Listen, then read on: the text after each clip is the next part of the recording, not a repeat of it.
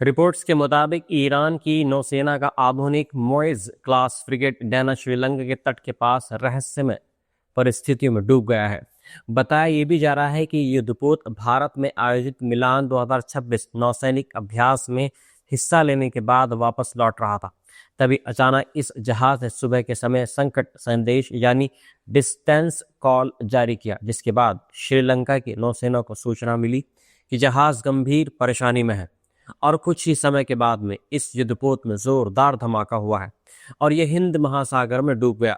श्रीलंका के विदेश मंत्री विजिता हैरात ने संसद में पुष्टि करते हुए बताया कि जहाज पर कुल लगभग 180 नौसैनिक सवार थे, जिनमें से 32 गंभीर रूप से इसमें घायल हो गए, लेकिन उनको बचा लिया गया है और उन्हें गाल के मुख्य अस्पताल में भर्ती कराया गया है, जबकि 148 नौसैनिक अभी भी लापता बताए जा रहे हैं।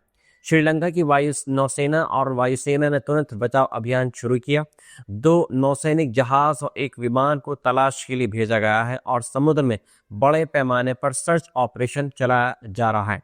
लेकिन अब तक ये साफ नहीं हो पाया है कि आखिर ये युद्धपोत क्यों डूबा।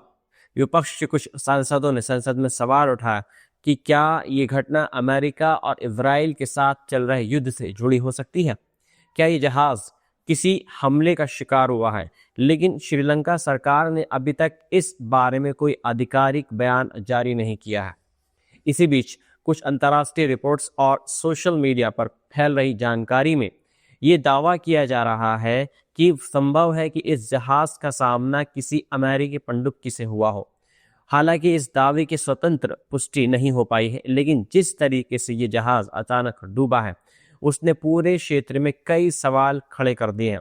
ये वही फ्रिगेट है जो हाल ही में भारत में आयोजित मिलाद 2026 अंतर्राष्ट्रीय नौसैनिक अभ्यास में शामिल हुआ था और भारत समेत कई देशों की नौसेनाओं के साथ अभ्यास करने के बाद वापस लौट रहा था।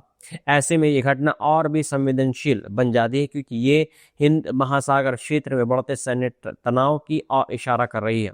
इस बीच मिडल ईस्ट के युद्ध मोर्चे से भी कई बड़े दावे सामने आ रहे हैं।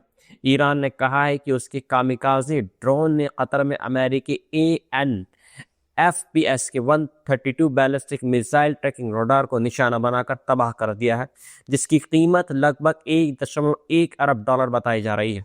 यह रडार सिस्टम लंबी दूरी की बैलिस्टिक मिसाइलों को ट्रैक करने के लिए इस्तेमाल किया जाता था और